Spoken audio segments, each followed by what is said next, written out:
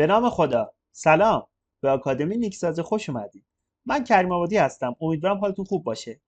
اگه استاتیک یا همون ایستایی تا امروز یه درس خشک و سخت و پر از فرمول بوده، تو این دوره قراره اونو مرحله به مرحله تو 9 جلسه به زبون ساده یاد بگیریم. در کوتاه‌ترین زمان. استاتیک یا همون ایستایی یکی از مهمترین درس‌های پایه برای دانشجویان مهندسی عمران، معماری، مکانیک، مواد و بسیاری از رشته‌های مهندسیه. خب همونطور که گفتم این یه دوره 9 جلسه‌ای هست که شامل 9 فصله که ما توی هر جلسه یک فصل رو مطالعه می‌کنیم. هر فصل رو ابتدا با مثال‌های ساده توضیح میدیم و آخرش با حل یه نمونه سوال امتحانی فصل رو به پایان میرسونیم. در جلسه اول که فصل اول رو مطالعه می‌کنیم با دو مفهوم بسیار مهم آشنا میشیم: نیرو و تعادل که پایه تمام فصل‌های بعدی هستن. عنوان این فصل رو هم که مشاهده می‌کنید نیرو و تعادل هست. خب نیرو چیه؟ نیرو کمیتی برداریه که میتونه باعث تغییر حرکت، تغییر سرعت، تغییر جهت و یا تغییر شکل بشه. چیزی که مهمه ویژگی نیرویی که ما بدونیم که شامل بزرگیش، جهتش، راستای نقطه اثره. ببینید اینجا مثلا نیروی پی رو نگاه کنید. این خیلی مهمه که تو این تیری که دارید میبینید خیلی مهمه که پی اینجا اعمال بشه یا اینورتر باشه یا اینورتر. پس نقطه اثر یه چیز بسیار مهمیه. چرا؟ چون این وقتی پی جابجا بشه نقطه اثرش تغییر بکنه روی عکس‌العمل‌های تکیه‌گاهی یعنی آر آ آر بی تاثیر میذاره. روی تغییر شکل تیر، تنشایی که ایجاد میشه، رو خیلی چیزای دیگه هم تاثیر میذاره. پس نقطه اثر خیلی چیز مهمیه ما بدونیم. خب راستا یه چیز دیگه که باید در مورد این نیرو بدونیم راستاشه. یعنی ما که باید بدونیم که راستاش مثلا این شکلی در راستای محور ایگرگ، در راستای محور ایکس، نمیدونم مایل افقی عمودی. این مهمه که بدونیم راستاش به چه صورت هست. خب نکته بعدی جهتشه. یعنی چی؟ یعنی حالا که فهمیدیم مثلا راستاش در راستای محور ایگرگ ها هست یعنی عمودیه، این جهتش به سمت پایین، جهتش به سمت بالا. چرا؟ چون این همه اینا رو عکس‌العمل تکیه‌گاهی تاثیر میذاره. و یکی دیگه از نکات مهم بزرگیشه. اینکه این نیرو چقدر بزرگیش چقدره، یعنی هر چقدر بزرگتر بشه عکس‌العمل تکیه‌گاهی تغییر میکنن و سایر پارامترهایی که دیگه دخیلن تو تیر. نکته دیگه ما باید بدونیم در مورد برآیند نیروهاست. توی محاسباتمون ما اغلب برآیند نیروها رو مورد مطالعه قرار میدیم. ترکیب چند نیرو که ما برآیندشون رو مد نظر قرار میدیم که حالا در ادامه تو استاد بعدی توضیح میدیم. شرط‌های تعادل. شرط‌های تعادل اینه که سیگما اف ایکس مساوی صفر بشه، یعنی برآیند نیروها در راستای محور افقی صفر بشه. سیگما اف ایگرگ مساوی صفر بشه، یعنی برآیند نیروها در راستای محور عمودی. و سیگما ام مساوی صفر بشه، یعنی برآیند چرخش‌ها، گشت‌آور. منظور یعنی برآیند گشت‌آور رو که این مورد سوم که سیگما ام رو تو فصل بعدی، فصل گشت‌آور بررسی می‌کنیم. خب حالا نگاه کنید. ببینید اینجا یه سری تصاویر دارید می‌بینید که مثلا تاثیر نیروها رو داره نشون میده. عکس‌العمل‌های تکیه‌گاهی نیروها، تابلو مثلا نیروی وزن به سمت پایینه. خب پس نیروی کشش طناب یا نخ باید به سمت بالا باشه که بتونه جبران بکنه. یا مثلا اینجا ببینید n با w باید مساوی باشه. بذارید بریم اسلاید بعدی. ببینید در مورد برآیند نیروها تو این اسلاید توضیح میدیم. نیروهای همجهت. نگاه کنید. اگه نیروها همجهت باشن، گفتم که برآیند نیروها یکی از مهمترین عاملایی هستش که باید بررسی بشه. اگه نیروها همجهت باشن اینا با هم جمع میشن. 10 کیلونیوتن به سمت راست، 6 کیلونیوتن به سمت راست. چون همجهتن برآیندشون میشه 16 کیلونیوتن به سمت راست. اگه خلاف جهت هم باشن از هم کم میشن در راستای نیروی بزرگتر. ببینید 12 کیلونیوتن به سمت بالا، 7 کیلونیوتن به سمت پایین. برآیندش میشه چقدر؟ 5 کیلونیوتن به سمت بالا، یعنی اختلاف این دوتا. خب یه نکته دیگه که باید بدونیم که نحوه تجزیه نیرو به مؤلفه افقی عمودیش باید بدونیم. خب اجازه بدید من اول این سمت چپ رو توضیح بدم. روش متبرزه برای برآیند نیروهای غیر همراستا. خب تو استاد قبلی ما داشتیم در مورد نیروهای همراستا میگفتیم که اگه هم جهت باشن با هم جمع میشن، اگه خلاف جهت باشن کم میشن در راستای نیروی بزرگتر.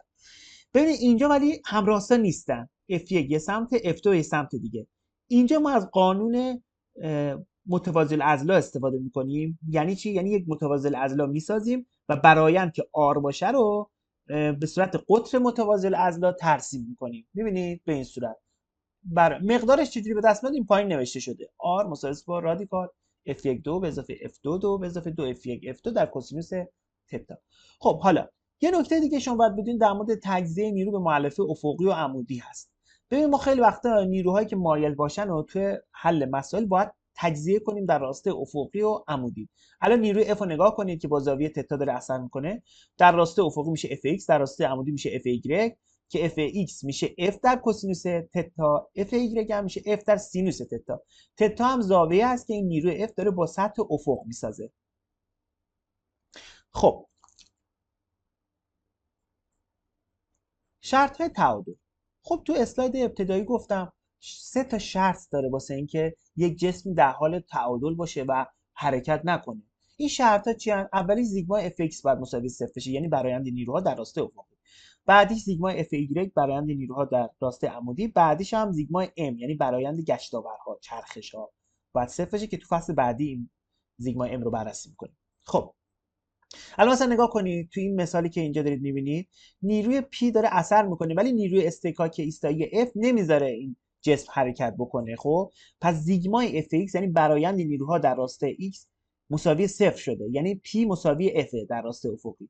اینجا رو نگاه کنید، سیگمای Fy اینجا باید 0 بشه. چرا؟ چون نیروی وزن کتابی که رو میز هست W به سمت پایینه، نیروی عمودی سطح یعنی سطح میز داره به کتاب وارد میکنه به سمت بالاه و N و W با هم دیگه مساوی هن. یعنی سیگما Fy که مساوی 0 که باعث میشه این سقوط نکنه. خب یه مثال ساده جعبه رو زمین. ببین اینجا نیروی پی افقی به سمت 40 نیوتن به سمت راست بشه، نیروی استکاک 40 نیوتن باید خلافش باشه که سیگما اف ایکس برقرار باشه دیگه، تعادل افقی.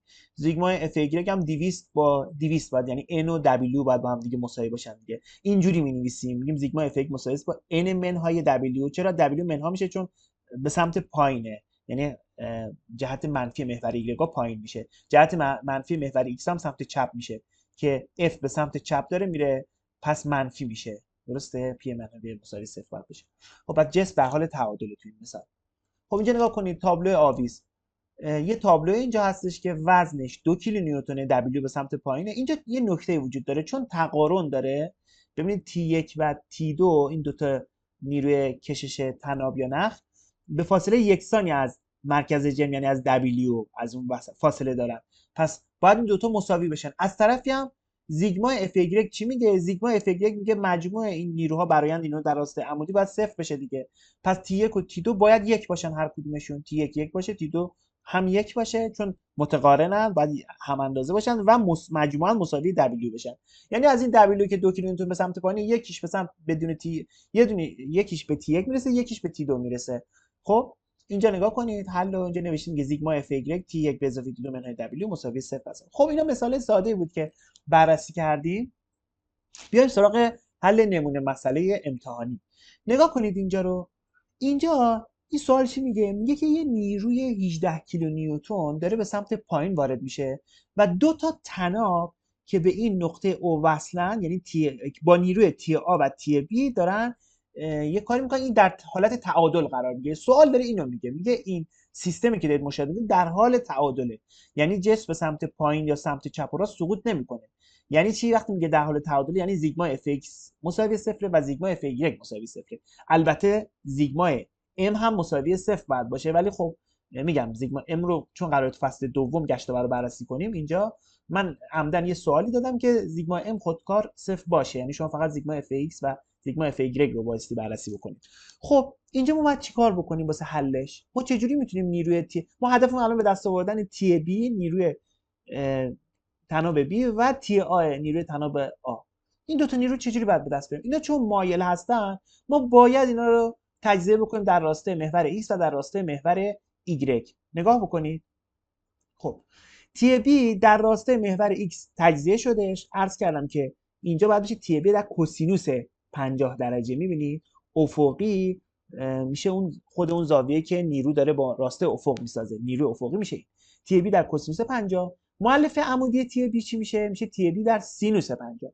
تی آ هم به همین صورت، افقش میشه تی آ در کوسینوس 35 درجه. ببینید 35 درجه داشت دیگه زاویه. عمودیش هم میشه تی آ در سینوس 35 درجه. خب بعد